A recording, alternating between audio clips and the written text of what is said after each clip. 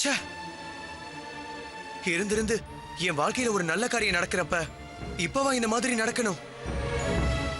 எல்லாம் அந்த வீட்டோட ராசி. வேற வழி இல்ல. அந்த ரூம் லாக்க பிரேக் பண்ணிட்டு சர்ச் பண்ணுங்க. Do what I say. Okay sir. Constable come on sir.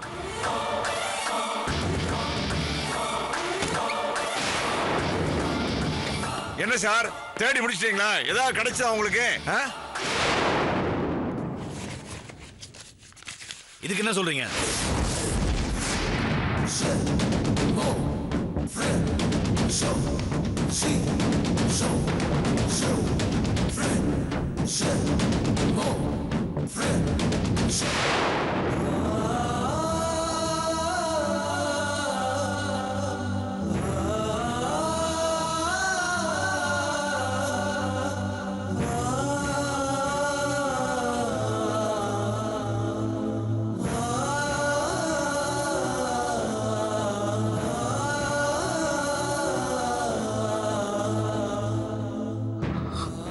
தாயே துர்கை அம்மா,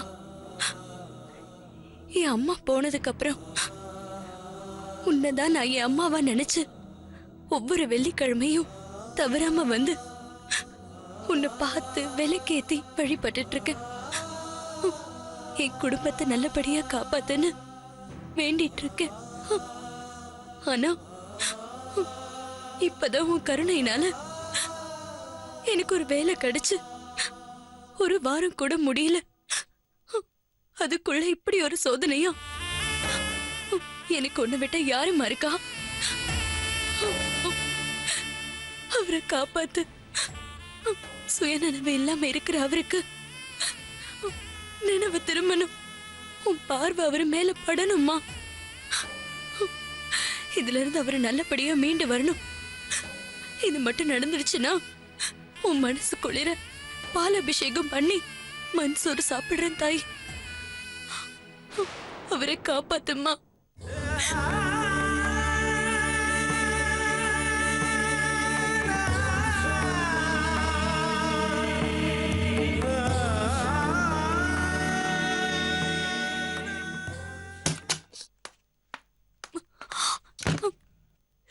சிஸ்டர், இப்ப அவர் எப்படி இருக்காரு சிஸ்டர்? அடிப்பட்டு இங்க வந்ததுல இருந்து அவரை பார்க்க முடியாம துடிச்சுக்கிட்டு இருக்கேன். அவரை ஒரே ஒரு தடவை பார்க்கணும் சிஸ்டர். ப்ளீஸ் சிஸ்டர், உங்க கையை காலா நினைச்சு கேக்குறேன். Please sister. இப்ப அவரோட பிபில நார்மல் ஆயிடுச்சுமா. பின்மண்டில ரத்தம் கட்டி இருந்தது மட்டும் சரியாயிட்டா பிரச்சனை இல்ல. இன்னும் மயக்கத்துல தான் இருக்காரு. 1 or 2 hours கான்சியஸ் வந்துடும். நீங்க இவ்ளோ கண் கலங்கறதுனால உங்களை அலோவ் பண்றேன். 2 minutes தான். பார்த்துட்டு உடனே வந்துடணும், புரிஞ்சுதா? இல்லனா டாக்டர் என்னதான் திட்டுவாரு. சரி வாங்க. வா.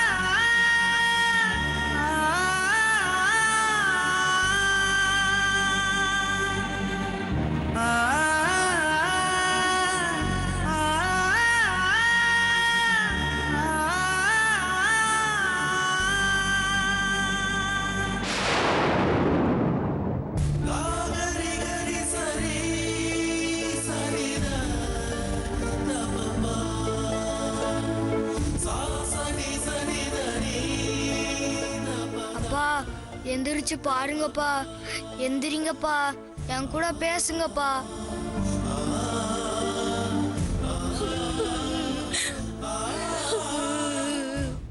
அப்பா, அம்மா அழுறாங்க பாருங்கப்பா, எந்திரிங்கப்பா, கண்ணை திறந்து பாருங்கப்பா.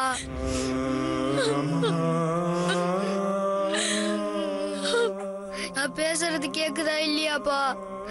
அப்பா ப்ளீஸ்ப்பா, எந்திரிங்கப்பா. அப்பா ப்ளீஸ்ப்பா, எந்திரிங்கப்பா. என்ன பாருங்கப்பா.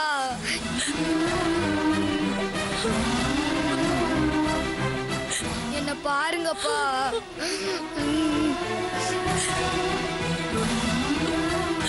என்ன பாருங்கப்பா.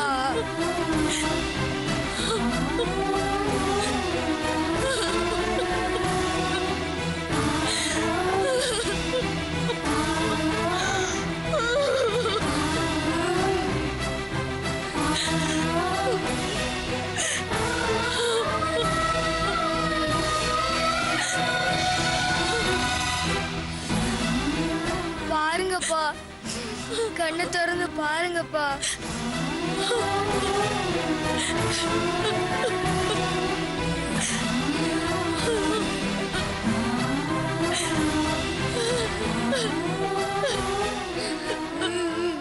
ஹலோ, இது ஐசியூ. சத்தம் போடக்கூடாதுன்னு சொல்லி தானே கூட்டிட்டு வந்த. நீங்க இப்படி அழுத எமோஷனல் ஆனா பேஷண்ட்டுக்கு டிஸ்டர்ப் ஆயிடும். வாங்க வெளியில போலாம். டாக்டர் பார்த்தா என்னதான் திட்டுவாரு. வாங்க வாங்க.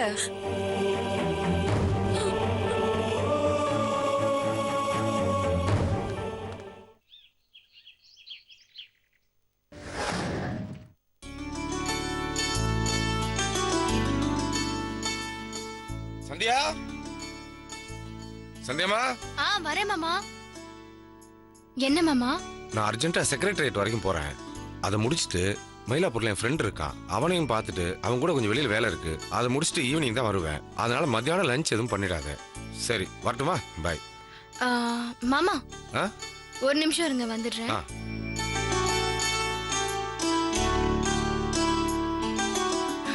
மழை வர மாதிரி இருக்கு, கொடை எடுத்துட்டு போங்க மாமா. தேங்க்ஸ்மா.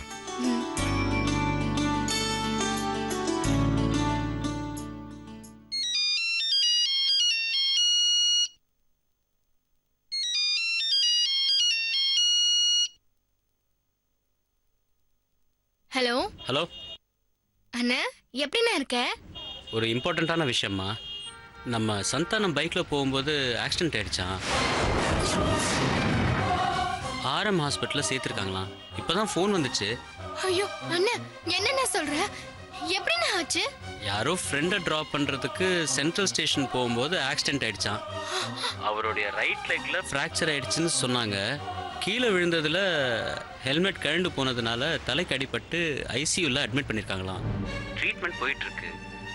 எனக்கு இப்போ அர்ஜென்ட்டாக ஒரு ஹெல்ப் வேணும்மா. என்னண்ணே சொல்லுண்ணே. இம்மிடியட்டாக இப்போது ஹாஸ்பிட்டலுக்கு போக முடியாத சுச்சுவேஷனில் நான் இருக்கேன். எங்கள் பேங்க் கிளையண்ட் ஒருத்தன் பெரிய அளவுக்கு மோசடி பண்ணி அதில் மேனேஜர் சுஜாதாவையும் இன்வால்வ் ஆக்கிட்டான். போலீஸ் என்கொயரியும் நடந்துட்டுருக்கு. அவங்க வீட்லேயும் ரைட் நடந்துட்டுருக்கு. என்னண்ணே சொல்ற? அவங்க ரொம்ப நல்லவங்களாச்சே. அவங்க மேல அபாண்டமா தப்பு சொல்றாங்களா? அது உனக்கு எனக்கும் தெரியுதுமா. ஆனால் போலீஸோட பார்வையில் அவங்கள சந்தேகப்படுறாங்க. இதில் விஷயம் என்னன்னா, வர்ற சண்டே அவங்க தம்பிக்கு திடீர்னு கோயம்புத்தூரில் மேரேஜ் ஃபிக்ஸ் பண்ணியிருக்காங்க. அவங்க வீட்டில் அப்பா அம்மா தவிர எல்லாரும் கிளம்பி போயிட்டாங்க. பாவம், அவங்க ரொம்ப பயந்துருக்காங்கம்மா. என்ன கொஞ்சம் கூட இருக்க முடியுமான்னு கேட்டாங்க. இந்த நேரத்தில் இப்படி ஒரு பிரச்சனை. சிவாவை அனுப்பலான்னா பேங்க்ல என்கொயரி போயிட்டுருக்கு. அவனை காண்டாக்ட் கூட பண்ண முடியல. அர்ச்சனாவுக்கு உடம்பு முடியல. அவங்க வீட்டில் ஏதோ கோயிலுக்கு உத்திரமேரூருக்கு போயிருக்காங்களாம். நந்துவுக்கும் ஃபோன் பண்ணேன், அவரும் எடுக்கல. அதான் விஷயத்த உனக்கு சொல்லி உன்கிட்ட ஒரு ஹெல்ப் கேட்கலான்னு ஃபோன் பண்ணேன். என்னண்ணே இது? ஃபார்மலாவே பேசிட்டு இருக்க. என்ன பண்ணணும்னு? என்னால் ஹாஸ்பிட்டலுக்கு போக முடியாதுமா. ஏதாவது பணம் தேவைப்பட்டுச்சுன்னா கூட கொடுக்க முடியாத சுச்சுவேஷனில் இருக்கேன். உங்ககிட்ட ஒரு 20-25,000 ரூபாய் இருக்குமா? இருக்குன்னு பீரோ லாக்கர்ல எமர்ஜென்சிக்குன்னு அவர் வச்சிருக்காரு. அது அவர்கிட்ட இன்ஃபார்ம் பண்ணிட்டு பணத்தை எடுத்துக்கிட்டு ஹாஸ்பிட்டல் போறியா?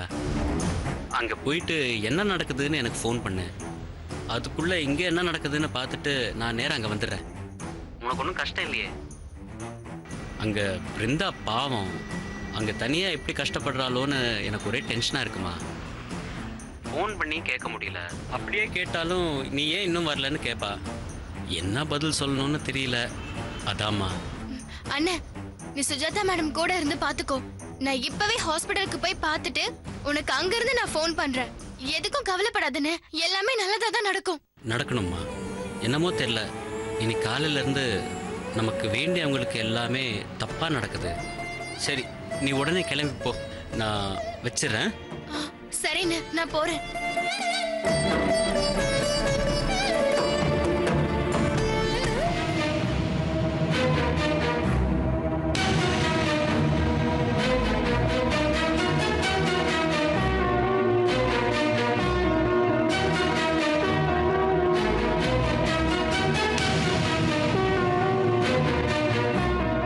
என்ன மிஸ் சுஜாதா, உங்க தம்பி பிரகாஷ் ரூம்ல வேல்யூபிள் திங்ஸ் ஒன்னும் கிடைக்காது, தேடுறது ரொம்ப வேஸ்ட்னு சொன்னீங்க.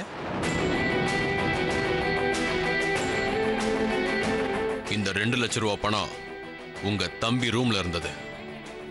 எல்லாமே பேங்க் பண்டல்ஸ். இந்த பணம் எப்படி வந்துச்சு? எப்ப பேங்க்ல இருந்து டிரா பண்ணீங்க? உங்ககிட்ட எவிடன்ஸ் இருக்கா? கல்யாணத்துக்கு ட்ரெஸ் எடுக்கிறதுக்கு மாமா வந்து ஒரு 3 lakhs அனுப்பியிருக்காருக்கா.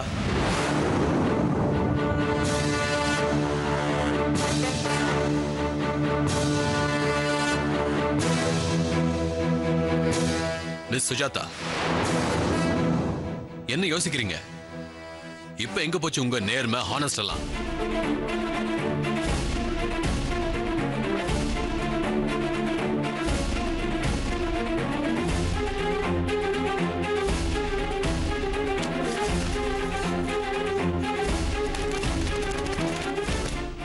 இந்த கரன்சிய அபிராமபுரம் கனரா பேங்க்ல இருந்து டிராப் பண்ணிருக்காங்க. நீங்க அந்த கனரா பேங்க்ல ஆர்கே குரூப் ஆஃப் கம்பெனிஸ்க்கு ஏதாவது சேவிங்ஸ் அக்கவுண்ட் இருக்கா, கரண்ட் அக்கவுண்ட் இருக்கான்னு போன் பண்ணி தெரிஞ்சுக்கங்க. Yes sir. சார், நீங்க நினைக்கிற மாதிரி இந்த பணம் சுஜாதாவுக்கு தவறான வழியில வந்த பணம் இல்ல சார். ஆக்சுவலா இந்த பணம் என் பையனுக்கு. அப்பா ப்ளீஸ், நீங்க கொஞ்சம் பேசாம இருக்கீங்களா? நீங்க எதுக்கு அவர் பேச வேணாம்னு அப்ஜெக்ட் பண்றீங்க? நீங்க சொல்றீங்களா? நீங்க இப்படி மௌனமா இருக்கிறத பார்த்தா நீங்க தான் குற்றவாளின்னு தோணுது. இது ஏன் ஆர்கே குரூப் ஆஃப் கம்பெனிஸ் கொடுத்த கமிஷன் பணமா இருக்க கூடாது?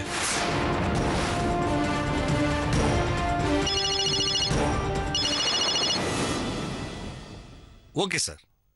அப்படியா? Thank you sir. சார், அந்த பேங்க்ல ஆர்கே குரூப்புக்கு அக்கவுண்ட் இருக்கு சார்.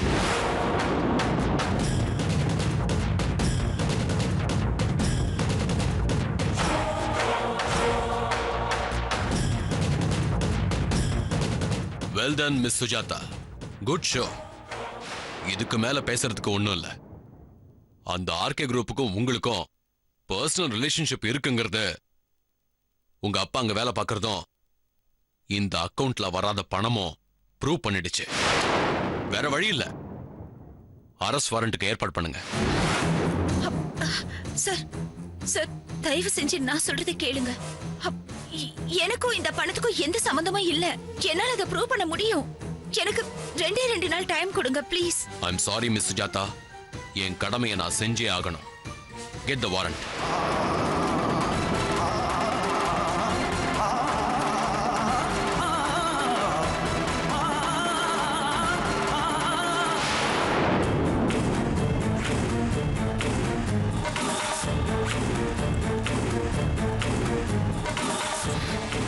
அத்தை, அத்தை,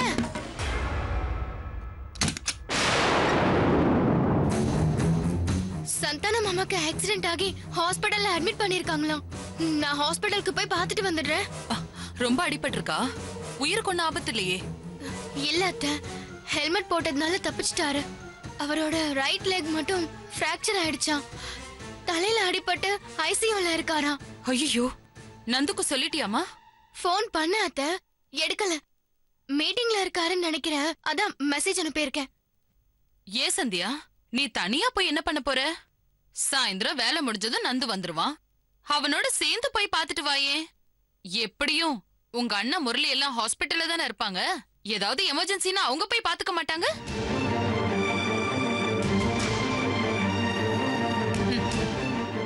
என்ன யோசிக்கிற? அவ வந்ததுக்கு அப்புறம் போலாம். போய் வேலைய பாரு. இல்ல அத்தை, இப்ப நான் அவசரமா போய் தான் ஆகணும். இப்ப முரளி என்ன ஹாஸ்பிட்டல்ல இல்ல. அவரு வேற ஒரு ப்ராப்ளத்துல மாட்டிட்டு இருக்காரு. அதான் முதல்ல என்ன போக சொன்னாரு.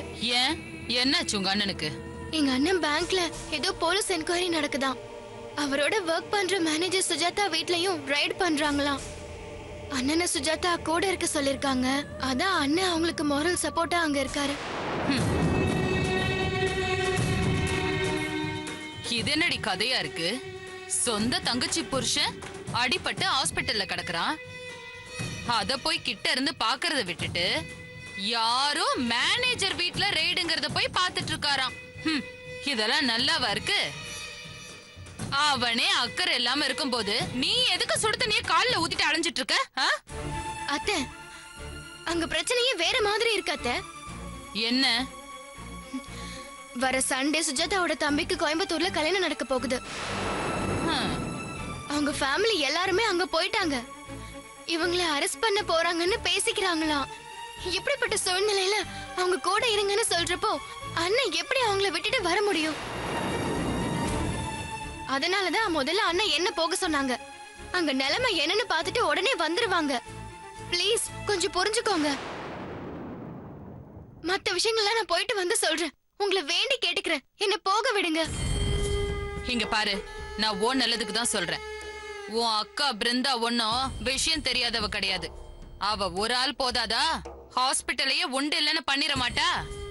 நீ போய் பார்க்க வேணாம்லாம் சொல்லல, அந்த பாவம்லாம் எனக்கு வேணாம். ஆனா அவசரப்படாம நந்து வந்த உடனே போன்னு தான் சொல்றேன். என்ன யோசிக்கிற?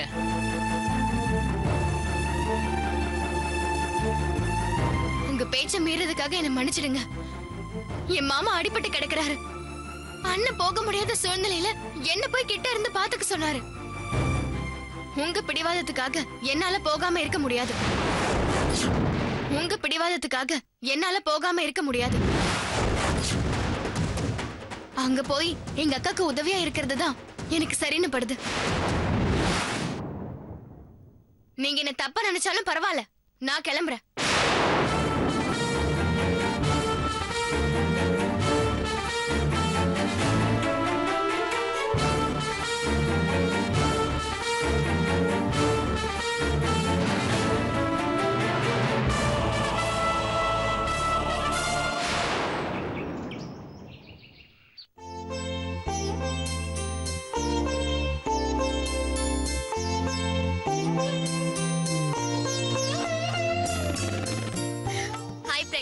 ஹாய்.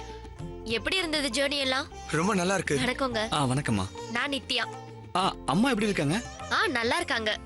24 hours பெட்லயே இருந்தவங்க இப்ப பொண்ணுக்கு கல்யாணம் ஆக போதுன்னு தெரிஞ்சதும் எழுந்து நடக்க ஆரம்பிச்சிட்டாங்க. என்ன பிரகாஷ், உன் அக்காவை எனக்கு இன்ட்ரோடியூஸ் பண்ணி வைக்க மாட்டியா?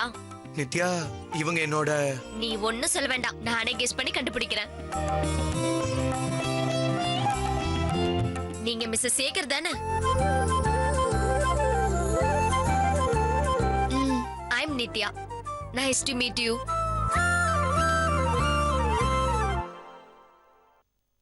உங்களை ஐஸ் வைக்கிறதுக்காக சொல்றேன்னு நினைக்காதீங்க. நீங்க பாக்குறதுக்கு பிரகாஷ்க்கு தங்கச்சி மாதிரி நல்லா யங்கா இருக்கீங்க.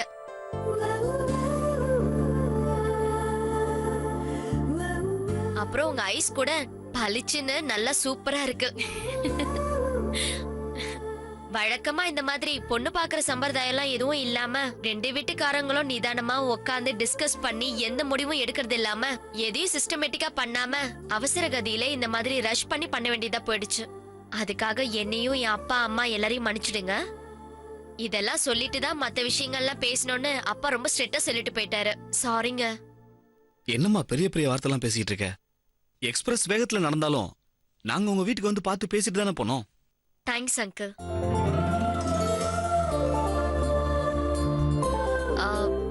பிரகாஷ், நான் கேட்க மறந்துட்டேன். எங்க உங்க சுஜாதா அக்கா, அத்தை மாமாலாம் வரலையா?